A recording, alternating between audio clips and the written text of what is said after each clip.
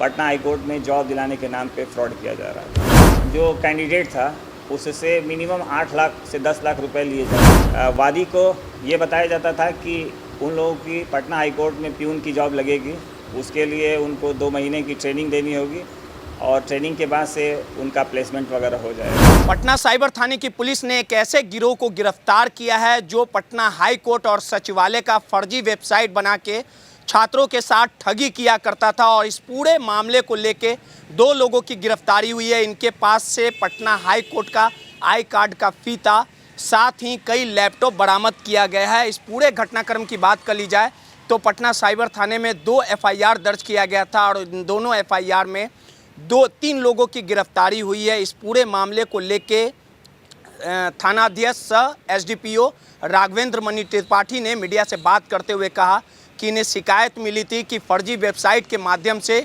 Patna high court के 4th grade में नौकरी दिलाने के नाम पे 8 से 10 लाख रुपए की वसूली छात्रों से की जा रही थी और जिसकी शिकायत के बाद 3 आरोपियों की गिरफ्तारी हुई है और इनसे फॉर्म पटना हाई कोर्ट के परिसर में भी भराया जाता था। इस पूरे मामले को लेके राघवेंद्र मणि त्रिपाठी क्या कुछ कह रहे हैं मीडिया से, जरा आप सुनिए।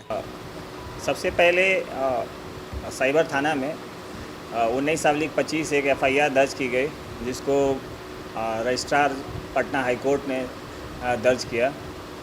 इसमें ये था कि पटना हाई कोर्ट की फर्जी वेबसाइट बना के कोई इसको रन कर रहा था और उसके नाम पे फ्रॉड किया जा रहा था। कुछ समय बाद हमारे पास 687/25 एक एफआईआर दर्ज हुई, जिसमें सचिवालय का मामला दर्ज किया गया, जिसमें सचिवालय की भी फर्जी वेबसाइट बना के और उसके साथ फ्रॉड किया जा रहा था।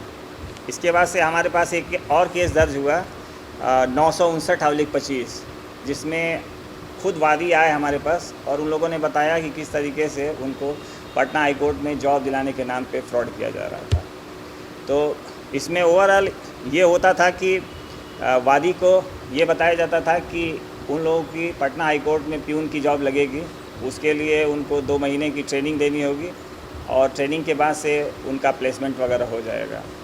इसके लिए जो फर्जी वेबसाइट बनाई गई थी पटना हाई कोर्ट की, इसमें उनका नाम वाम सब आता था, यहाँ तक कि उनको जो मेल भी जाता था वो भी पटना हाई कोर्ट की फर्जी एक मेल आईडी बनाई गई थी, वहाँ से उसको मेल जाता था। इन सब घटनाओं से वादी को पूरा एक आभास हो जाता था कि जो भी उसको जॉब लग रही है वो सही में लगने वाली है और उसको भरोसा हो जाता था। जॉब प्रोवाइड करने के नाम पे पर जो कैंडिडेट था उससे मिनिमम 8 लाख से 10 लाख रुपए लिए जाते थे और इन लोगों की, जहाँ तक पटना हाई कोर्ट का मामला है, तो इन लोगों को बुला के एक फॉर्म फिलअप करवाया जाता था पटना हाई कोर्ट परिसर के अंदर ही। इन लोगों का एक ग्रुप है, मीडिएटर है, जो इस तरह के लड़कों को जो बेरोज़गार हैं इन लोगों को पकड़ते हैं। ये लोग किसी तरीके से मोटिवेट करते हैं, उनको बहलाते फुसलाते हैं कि उनकी जॉब लगेगी और इस तरीके का मेल वगैरह भेज के कहीं उनको दिग्भ्रमित करते हैं और उनको पटना परिसर में बुलाया जाता है, फॉर्म वगैरह भरवाते हैं उनसे, जिससे लोगों को आभास हो कि हाँ ये सही में फॉर्म भर रहे हैं। उसके बाद से इन लोगों का इंटरव्यू वगैरह भी कराया जाता है। जो फर्जी मेल हैं उससे जो पटना हाई कोर्ट का मेल रहता है, वादी को लगता है कि ये पटना हाई कोर्ट से आ रहा है, ऑथेंटिक है ये, उसमें इन लोगों को बताया जाता है कि आपका इस समय पे इंटरव्यू शेड्यूल होगा, इस समय जो है आपकी पोस्टिंग होगी। इस तरीके का सब किया जाता है। सबसे आश्चर्यजनक बात यह है कि पटना हाई कोर्ट परिसर के अंदर एक प्राइवेट कंपनी है जिसको कोई सतीश करके हैं, चला रहे हैं उसको। तो यहाँ पे डिजिटाइजेशन का काम हो रहा है, जिसमें पटना के हाई कोर्ट के रिकॉर्ड का डिजिटाइजेशन होता है। ये कंपनी परिसर में वहीं पे लोगों को ट्रेनिंग दिया जाता था, क्योंकि ये प्राइवेट कैपेसिटी में रन कर रहा था, इसलिए बहुत ज़्यादा उसका स्क्रूटनी नहीं होता था। ये लोग वहाँ पे रहते थे, रिकॉर्ड का डिजिटाइजेशन वगैरह में हेल्प करते थे, फाइल वगैरह क्लीन करते थे। तो इन लोगों को ऐसा लगता था कि शायद यहाँ पे ही ट्रेनिंग हो रही है इनकी। 2 महीने की ट्रेनिंग के बाद से इनको ऑफिशियली इनको प्यून का पोस्ट या क्लर्क का पोस्ट जो भी है वो मिल जाएगा। लेकिन जब इस तरह का 2 महीने हो गए और फिर भी उसके बाद से इन लोगों को पोस्टिंग नहीं हुई, तो इन लोगों के दिमाग में डाउट क्रिएट हुआ। ख़ास तौर पे ये भी बताने यहाँ पे ज़रूरी होगा कि इन लोगों को जो सैलरी मिलती थी उस सैलरी में भी कहीं ना कहीं पटना हाई कोर्ट ट्रेजरी का जिक्र होता था, जिससे इन लोगों को लगता था कि ये जो है ऑफिशियल तरीके से सब कुछ कार्यक्रम चल रहा है, इनकी सही में गवर्नमेंट जॉब है। लेकिन जब इन लोगों को 2 महीने बाद से कुछ लोगों को जब पोस्टिंग नहीं मिली और यहाँ तक कि ये जो प्राइवेट जहाँ पे जॉब कर रहे थे वहाँ से भी हटा दिया गया, तब इन लोगों को संशय हुआ। इसमें से 2-3 लड़के हमारे पास आए और उन्होंने थाने में 959/25 केस जो है रजिस्टर कराया, और उस केस के बाद से जो है हमें पता चला कि किस तरीके से इन लड़कों के साथ धांधली हो रही है और उनके साथ जो है जॉब के नाम पे जो है फ्रॉड किया जा रहा है। कितने लड़कों के साथ ठगी की गई? इसमें 19/25 और जो 687/25 केस है जो पटना हाई कोर्ट और सचिवालय का है, इस कांड के अनुसंधानकर्ता हमारे इंस्पेक्टर श्याम नंदन जी हैं, और 959/25 जो केस है इसकी आईओ जो है हमारी सब इंस्पेक्टर सोनी है। अनुसंधान के क्रम में हम लोग को पता चला जो व्हाट्सएप नंबर वगैरह पे और जो डिटेल हम लोगों ने देखा, अभी तक अनुमानतः लगभग 50 लोगों के साथ इन लोगों ने फ्रॉड किया है, जिससे पर हेड जो लगभग 8 से 10 लाख रुपए इन लोगों ने वसूला है। ये सारे के सारे हाई कोर्ट में नहीं हैं। अभी तक जो डेटा है, जो इन लोगों का कन्फेशनल स्टेटमेंट है, इसमें कुछ लोग पटना हाई कोर्ट में जॉब दिलाने के नाम पे फ्रॉड हुआ है, और कुछ लोगों के साथ जो है सचिवालय वगैरह में भी जॉब दिलाने के नाम पे फ्रॉड हुआ है। करोड़ों रुपए वसूल चुके हैं।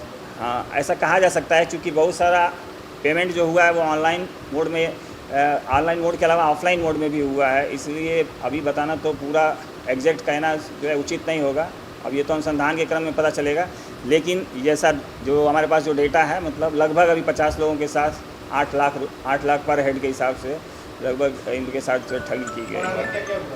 क्या चीज़ बरामदगी में हमारे पास, इनके पास मोबाइल फ़ोन और ये लैपटॉप वगैरह हुआ है, जिसमें हमारे पास पूर्ण जो है एविडेंस है कि इसमें फर्जी पटना जो है हाई कोर्ट की फर्जी वेबसाइट बनी हुई है, और उसके अलावा जो है सचिवालय का है। यहाँ तक कि हम लोगों ने देखा कि इंडियन रेलवेज़ और भी जो है जितने गवर्नमेंट ऑर्गेनाइजेशंस हैं उस सबका जो है इसमें फर्जी वेबसाइट वगैरह बना हुआ है। यहाँ तक कि ये लोग जो है फर्जी पे स्लिप वगैरह भी जनरेट करते थे, जिससे लोगों को ये लगता था कि हाँ उनकी सही में जॉब लग गई है, पटना हाई कोर्ट हो या सचिवालय हो या कोई दूसरा जो है गवर्नमेंट ऑर्गेनाइजेशन।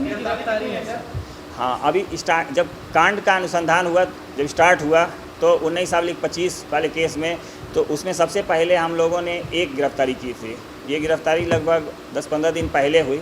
उस गिरफ्तारी में हम लोग को काफ़ी कुछ बरामद हुआ, लेकिन कांड अनुसंधान अंतर्गत था, इसलिए उसमें बहुत सारी जानकारी आप लोगों को उपलब्ध नहीं कराई गई। उसमें भी हमारे पास बहुत सारा इस तरह का आई कार्ड बरामद हुआ, जिससे हम लोग का, और उसके पास एक पूरा रजिस्टर था जिसमें वो मेंटेन करता था कि किन किन लोगों को जॉब दिलाई गई है।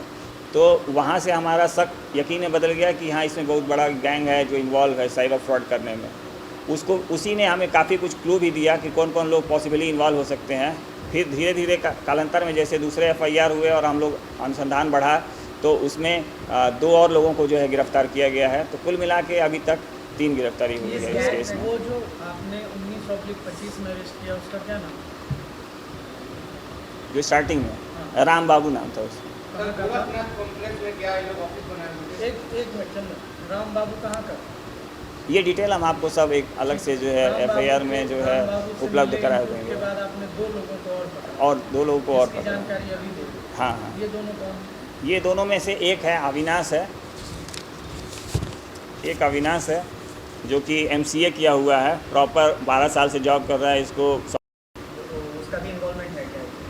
उसमें कंपनी का इन्वॉल्वमेंट तो हम नहीं कर सकते हैं, लेकिन कंपनी का एक एम्प्लॉय है सतीश, वही जो है उसकी मिली भगत स्पष्ट रूप से इसमें सामने आई है। और चूँकि अभी वो हमने उसको गिरफ्तार नहीं किया है, उसे पूछताछ भी नहीं की है, इसलिए कुछ भी अभी कह पाना जल्दीबाजी होगी।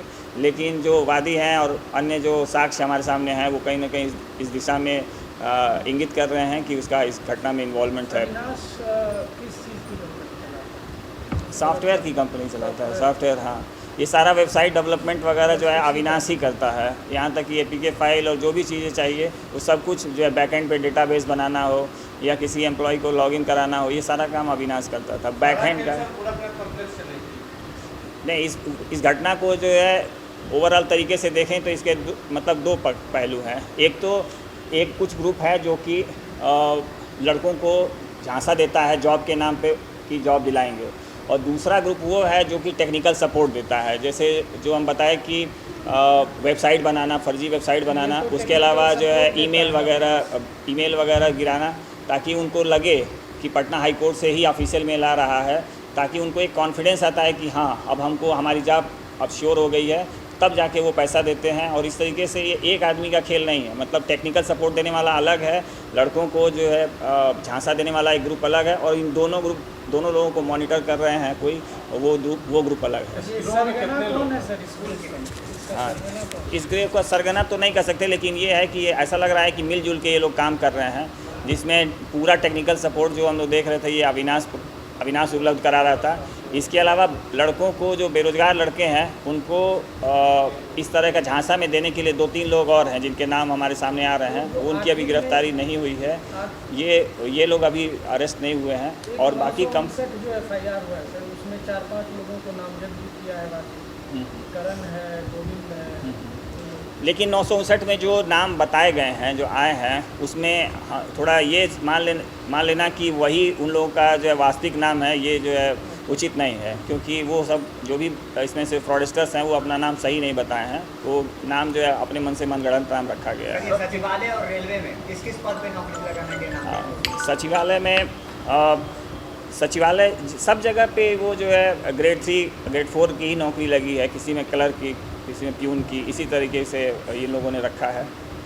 सर गोरखनाथ से 5 लोगों को हिरासत में लिया गया था। हाँ, वो उसमें क्या हुआ था कि वो लोग उसके साथ बैठ के चाय पानी कर रहे थे। उन लोगों ने बताया कि उसके दोस्त हैं। जांच के क्रम में पता चला कि हाँ, उनका कोई घटना में इन्वॉल्वमेंट नहीं है, उनको इस बारे में कोई इल्म नहीं था, इसलिए जो है बाकी लोगों से पूछताछ करके उनको देना चाहिए। सवाल है, ये विरोध कब से चल रहा था गोरखनाथ में, और जिस प्रकार से आप कह रहे हैं कि सचिवालय और पटना हाई कोर्ट के नाम पे ये जालसाजी कर रहे थे, और जो पटना हाई कोर्ट परिसर में जो प्राइवेट कंपनियां थी वहाँ पे वो लोग ले जाकर ट्रेनिंग देते थे या बैठते थे, तो कहीं ना कहीं संलिप्तता तो प्राइवेट कंपनी की है ना, क्योंकि पटना हाई कोर्ट में ले जाना बैठाना ये हाँ, प्राइवेट कंपनी की संलिप्तता मैं इसलिए नहीं कह रहा कि प्राइवेट कंपनी को नहीं मालूम होगा, क्योंकि यहाँ पे जो कंपनी सतीश करके कोई है वो चला रहा है, और उसकी नॉलेज में है ये कि वो किस तरीके से लोगों को रिक्रूट कर रहे हैं, क्या कर रहे हैं, ये उसकी नॉलेज में है, उसकी इन्वॉल्वमेंट तो है इसमें। क्या? हाँ, छापेमारी की टीम में हमारे साथ हमारे इंस्पेक्टर श्याम नंदन जी थे, और हमारे सब इंस्पेक्टर सोनी रहा, और हमारे सब इंस्पेक्टर जुगनू। इन तीनों लोगों ने जो है इस केस में बहुत अथक परिश्रम किया है, लगातार लगे रहे हैं। इनके अनवरत मेहनत का ही परिणाम है कि हम लोग इस ग्रुप को पकड़ पाए हैं। अभी भी इसमें से काफ़ी लोग फरार हैं, लेकिन आने वाले समय में उनकी भी गिरफ्तारी की जाएगी। तो आपने सुना कि तकरीबन 8 से 10 लाख रुपए की पैसे की वसूली की जाती थी, और छात्रों को के साथ कहीं ना कहीं फर्जीवाड़ा किया जाता था। अब 3 आरोपी सलाखों के पीछे हैं। लगातार इनके अन्य गुर्गों को पकड़ने के लिए पुलिस लगातार छापेमारी कर रही है, और ये सातिर जो पेशेवर जो फर्जीवाड़ा करते थे, ये काफ़ी सातिर थे, और फर्जी वेबसाइट के माध्यम से ये छात्रों के साथ जालसाजी करते थे, और उन्हें मेल पटना हाई कोर्ट के नाम से जो फर्जी मेल आईडी बनाया गया था, उनके नाम से फर्जी मेल किया जाता था। छात्रों को ये कहा जाता था कि आपकी नौकरी हो गई है, तमाम चीज़ फर्जी तरीके से किए जाते थे। और ये गिरोह पटना के गोरखनाथ कॉम्प्लेक्स में लगातार कई महीने कई सालों से चल रहा था। 2 FIR में अभी तक 3 लोगों की गिरफ्तारी हुई, और इस पूरे मामले को लेके पुलिस लगातार अन्य आरोपियों की गिरफ्तारी के लिए जांच कर रही है, छापेमारी कर रही है। सहयोगी आफ्ताब के साथ रोहित, नटराज न्यूज़, पटना।